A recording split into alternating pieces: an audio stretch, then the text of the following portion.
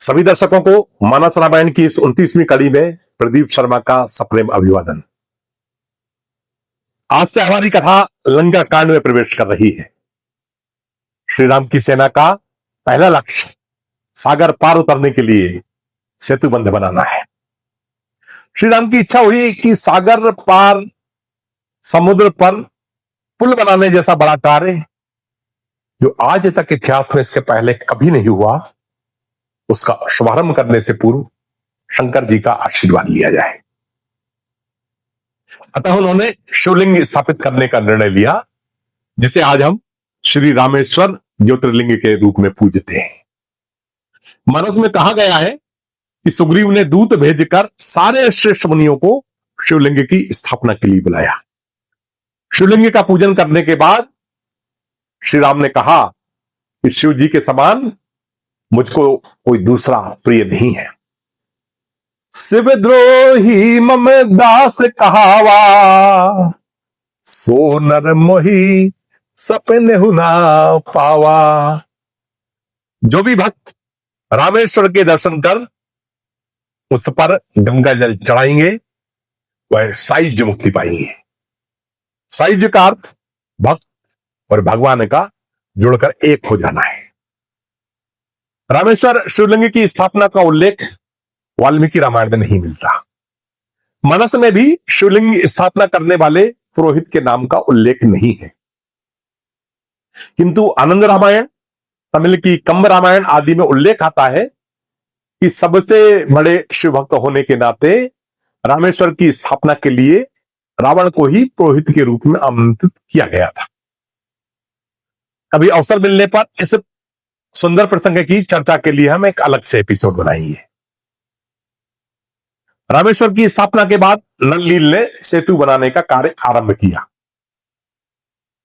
जब ऋष वानर बड़े बड़े वृक्ष पत्थर आदि समुद्र की ओर ले जा रहे थे, तब एक गिलहरी भी रेत के ढेर में लोटपोट होकर अपने शरीर पर लपेटकर सेतु निर्माण स्थल तक जाती थी और वहां रेत को झाड़कर फिर से रेत के ढेर पे आ जाती थी और इसी कार्य को बार बार करती थी। और जब वह बानरों के बीच में चलती थी तो थोड़ा व्यवधान होता था बानरों को उसको बचाने के लिए। तो हनुमान जी ने यह देखा तो उन्होंने गिलहरी को डांटते हुए बोला कि तुम मार्ग से हट जाओ, नहीं तो कुचल जाओगी। और देखो हम लोग बड़े बड़े पत्थर ढो रहे हैं और इसमें तुम्हारी थोड़ी सी रेत से क्या होगा इस पुल में। जब श्री राम ने हनुमान जी को ऐसा कहते हुए सुना तो उन्होंने हनुमान जी को तुरंत टोका तो कहा, हनुमान, मेरी दृष्टि में तुम और ये गिलहरी दोनों मेरी सेवा समान रूप से कर रहे हो। छोटा सा भी कार्य अगर भगवान के लिए किया जाए तो उसका महत्व भी उतना ही होता है। तो श्री राम ने बड़े प्यार से गिलहरी की पीठ पर हाथ फेरा और जनश्रुति कहती है कि गिलहरियों की पीठ पर अभी भी श्री राम की उंगलियों के निशान मिलते हैं। तो इधर सागर तट पर सेतु के निर्माण का कार्य तेजी से चल रहा था और उतनी ही तेजी से लंका नगरी में भी चिंताओं का ज्वार उठ रहा था। रावण अपनी सभा में अपने मंत्रियों से परामर्श मांग रहा था। मंत्री रावण को प्रसन्न करने हितकारी सलाह ही ज्यादा दे रहे थे। महापार्षद ने रावण को सुझाव दिया कि सीता का बलपूर्वक उपभोग कर लो। तब रावण ने कहा, ऐसा वाल्मीकि रामायण में उल्लेख है कि भूतकाल में मेरे साथ एक दुर्घटना घट चुकी है। एक बार मैंने अतुलनीय सौंदर्य वाली अप्सरा जिसका नाम पुंजिक स्थली था, उसके साथ उसकी इच्छा के बिना रमण कर लिया था। वह उसी अवस्था में रोती हुई ब्रह्मा जी के पास पहुंची। तब ब्रह्मा जी ने क्रोध में आकर मुझे शाप दिया कि यदि तूने आज के बाद किसी स्त्री का शील भंग किया तो तेरा सिर 100 टुकड़ों में खंडित हो जाएगा। इसलिए मैं सीता के साथ कोई जबरदस्ती नहीं कर सकता। इस बीच सेतु निर्माण का कार्य पूरा हो गया। सेतु 100 योजन लंबा और 10 योजन चौड़ा था।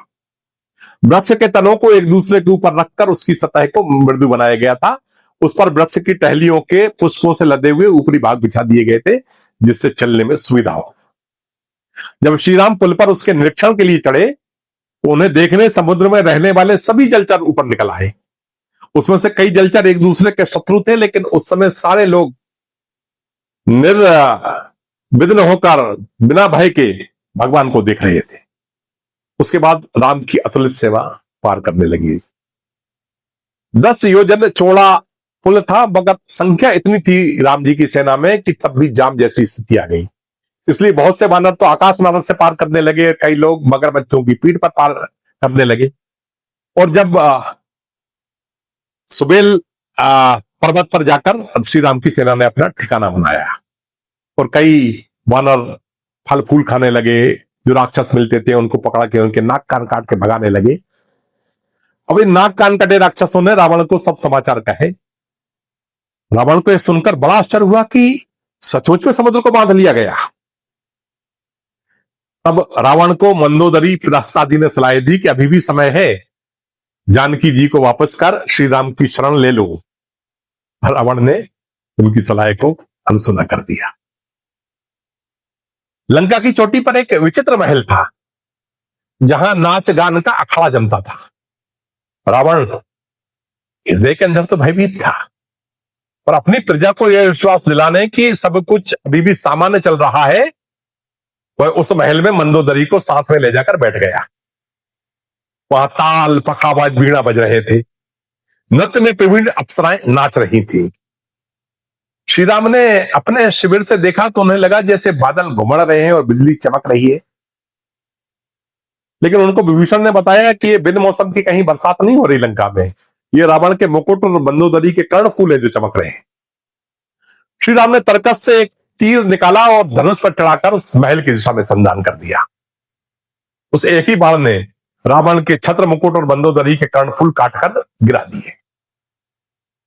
यह रसभंग देख सभा में बैठे लोगों का मनोबल गिर गया, पर रावण ने हंसकर उन लोगों को समझाने की कोशिश की, क्या जिसके सिर के कटने पर भी शुभ शकुन होता है, क्योंकि उसने कई बार अपने सिर काटकर शंकर जी को चढ़ाए थे, तो उसको मुकुट के गिरने से कैसे अपशकुन हो जाएगा। अब हम वाल्मीकि रामायण के युद्ध प्रारंभ होने के पहले के 2 ऐसे प्रसंगों की चर्चा करेंगे जो रामचरितमानस में नहीं है। रावण ने एक निपुण मायावी राक्षस को बुलाया और उससे कहा कि तुम राम के मायावी सिर की रचना करो और साथ में उनके धनुष और बाण की भी प्रतिकृति बनाओ। मैं अशोक वाटिका में जा रहा हूं, तुम छुपकर ये वस्तुएं लेकर मेरे पीछे आओ। अशोक वाटिका जाकर रावण ने सीता जी को कहा कि राम ने समुद्र तो पार कर लिया था, पर सागर पार करने से वो थक गए और राम और लक्ष्मण थकने के बाद सो गए। जब वो सो रहे थे तो प्रहस्त ने मौका देखकर तलवार से राम का सिर काट लिया और मेरे दूसरे राक्षस योद्धाओं ने लक्ष्मण, सुग्रीव, अंगद, हनुमान इन सबको मार गिराया। और सीते तुम्हें इस बात का विश्वास दिलाने मैं राम का सिर और उनके धनुष बाण को साथ में लाया। श्री राम का सिर देखते ही सीता जी विलाप कर उठी, पर इसी बीच राजसभा से रावण का आपातकालीन बुलावा आया, तो उसको तुरंत जाना पड़ा और रावण के जाते ही उसकी मायावी वस्तुएं भी लिप्त हो गई, जिससे सीता जी को सांत्वना मिली। दूसरे प्रसंग में सुग्रीव सुबेल पर्वत की चोटी से लंका का निरीक्षण कर रहा था, तभी उसकी नजर उत्तरी द्वार के शीर्ष पर बैठे रावण पर पड़ी तथा उतावलेपन में सुग्रीव सुबेल पर्वत से तुरंत कूद के उस द्वार पर पहुंच गए और रावण के सामने जाकर बोले कि मैं आज तो तुम्हारा वध करूंगा। सुग्रीव और रावण के बीच काफी देर तक भीषण द्वंद्व युद्ध चला। दोनों ने एक दूसरे को घायल कर दिया। जब रावण को भान हुआ कि वह शारीरिक बल से तो सुग्रीव को नहीं जीत सकता, तो उसने अपनी मायावी शक्तियों का प्रयोग आरंभ किया। और जैसे ये बात सुग्रीव के ध्यान में आई तो उन्होंने तुरंत युद्ध का परित्याग कर छलांग लगाई और श्री राम के पास आ गए। श्री राम ने सुग्रीव का आलिंगन करते हुए धीरे से उनके कान में बोला कि मेरे आदेश के बिना तुम्हारा यह दुस्साहस एक मूर्खतापूर्ण कार्य था। अब रावण और श्री राम दोनों की सेनाएं सज चुकी हैं, तो आगे क्या होगा? क्या श्री राम तुरंत भीषण आक्रमण करेंगे या लंका की सामान्य जनता की चिंता कर शांति का मार्ग अपनाएंगे? सुधी दर्शक कमेंट बॉक्स में इस पर अपना अभिमत दें। आपने आज धैर्यपूर्वक हमारी कथा सुनी, इस हेतु आपका आभार। कथा में रस आया हो तो लाइक और शेयर के बटन को दबाएं। रोज कथा में आप शामिल हो सकें, इसके लिए सब्सक्राइब और बेल आइकन को भी दबाएं। कल की कथा बड़ी रोचक होगी, इसलिए कल आने की अवश्य कृपा करें। जय राम जी की।